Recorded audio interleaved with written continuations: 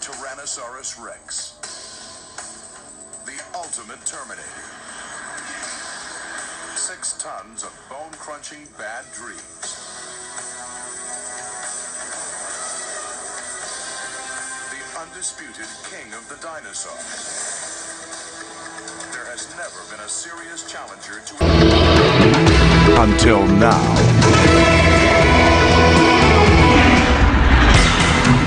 Tyrannosaurus Rex, king of the tyrant lizards, and its challenger, Giganotosaurus.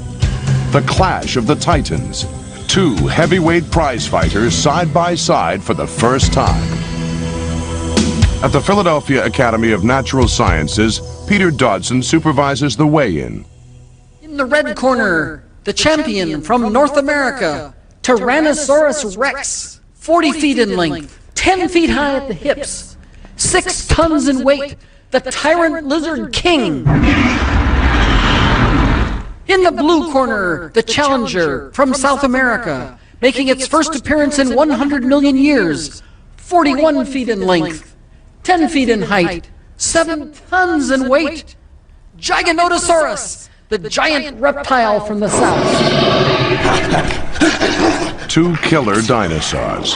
They lived millions of years apart, on 2 different continents, but they were the 2 greatest predators of all time. New discoveries are bringing them back to life. But which was the king of the killer dinosaurs?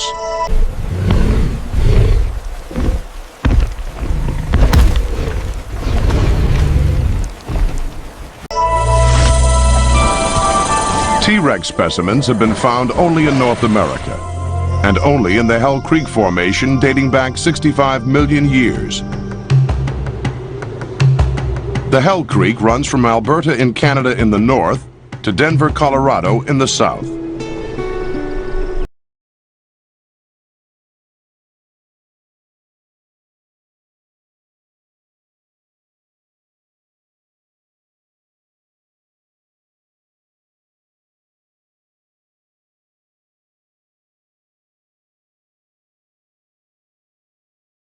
Source of T-Rex's enduring charm? 7 tons of carnivorous fury, a head the size of a meat locker on a body bigger than a school bus, dagger teeth as long as railroad spikes, capable of ripping off 500 pounds of flesh in a single bite, a mouthful of slashing teeth. These teeth are sharp, very flat and very sharp. So they work just like knives, just like we use knife for when we are eating a steak. So at the same time, these teeth are very weak. They are not strong. They're not as strong like Tyrannosaurus Rex teeth.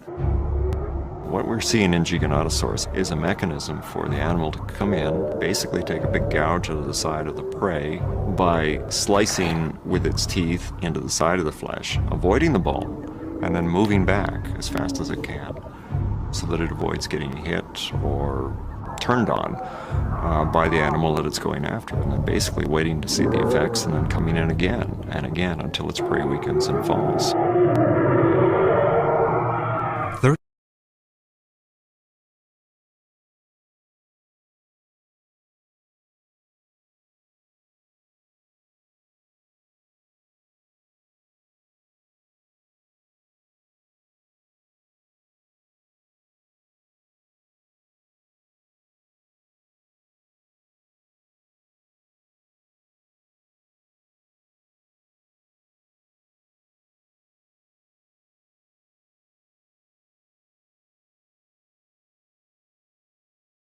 35 million years later, T-Rex was a very different animal.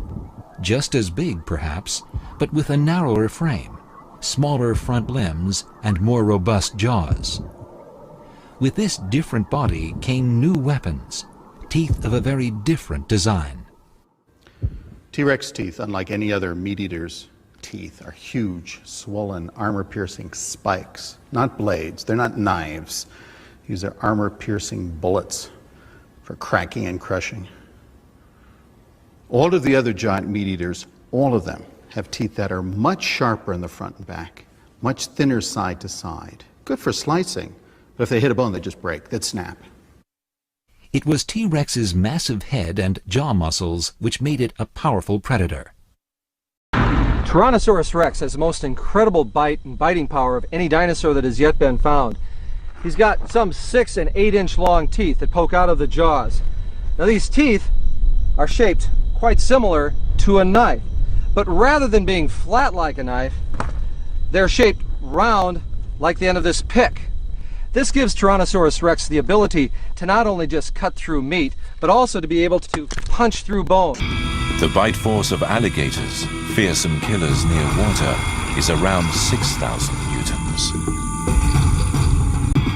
The lion, known as the king of the savannah, has a bite force of 4,000 newtons.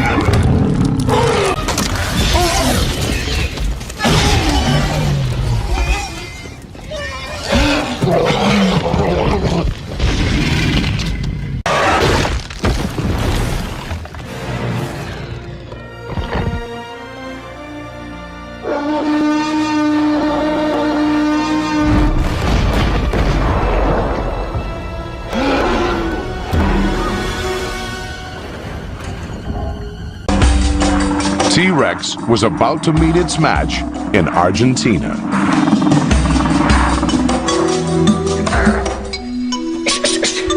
The ultimate challenger to T-Rex was trained in the vastness of Patagonia and was named Giganotosaurus, the giant reptile of the south. It comes from the same stable of fighters as its sparring partner, the shark-toothed killer from Africa. 150 million years ago, South America and Africa were still joined, and the ancestors of the two heavyweights were free to roam across the continents. Scientists had believed that South America split off from Africa about 130 million years ago. But these two shark-toothed challengers, both 95 million years old, were so closely related that scientists now believe that Africa and South America could only have split apart at about that time.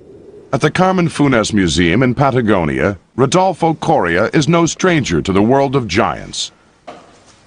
He led the team that excavated Giganotosaurus. Today, they are setting out early, and with some excitement. They have found another giant. Argentina is fast becoming the Texas of the paleo world. Everything seems bigger there.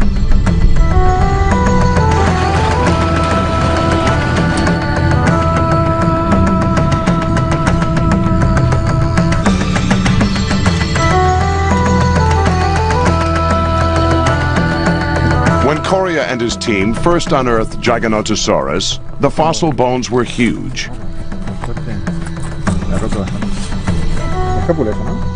When they reached the end of its shin bone, they realized that it was not only the biggest meat eater known in South America, it was the biggest carnivore in the world. It was really exciting because, you know, it doesn't happen every time to find the records in dinosaurs. But the specimen Coria is excavating today is even bigger, establishing that their first find was not a freak. Like its African cousin, Giganotosaurus's teeth are distinctly different from the bone-crunching, rounder teeth of T-Rex. The teeth are very sharp in the edges, but at the same time are very narrow. They look like shark teeth.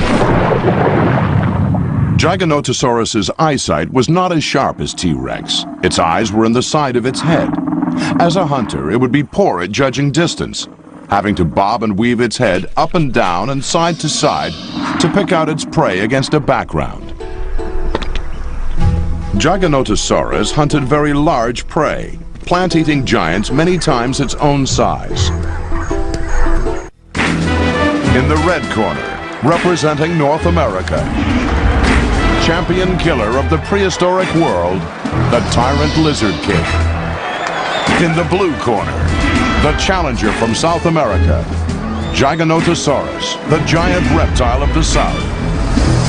A pre-fight assessment from the experts. The smart money's definitely on the reigning champion. He's got a brain size twice the size of his opponent's. He's able to think faster on his feet, check out his opponent's moves. Paleontologist Ted Deichler has been following Giganotosaurus, the giant. The truth is, the giant's a bit of an unknown quantity. Only one skeleton has ever been found, and no one's had a good look at him in a fight. But judging by the looks of him, I'd say he's a bruiser, a slugger. T-Rex and Giganotosaurus evolved on different continents at different times and hunted different prey. Giganotosaurus took on animals several times his size, while T-Rex preyed on animals smaller than he was. T-Rex likes to go in for a quick kill, rather like a lion does today. A slashing of jaws, a ripping of flesh, a crunching of bone. The word is that the giant packs his prey quickly and violently, and backs off to survey the damage. He may follow his prey like the Komodo dragon today, waiting for the animal to weaken and attacking again. And like the Komodo dragon, the giant's mouth was a toxic breeding ground for virulent bacteria. Judging by the bad breath, infection could be a problem after the bite.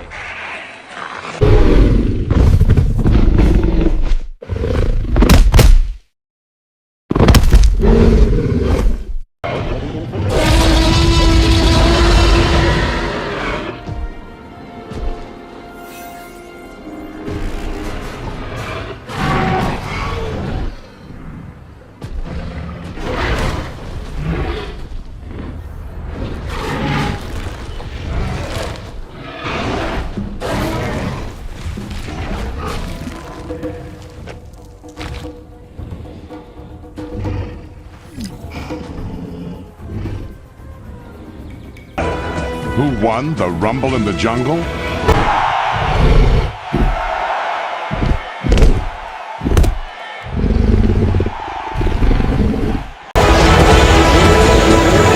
its superior brain, eyesight, and agility, T-Rex would have made mincemeat out of his South American challenger.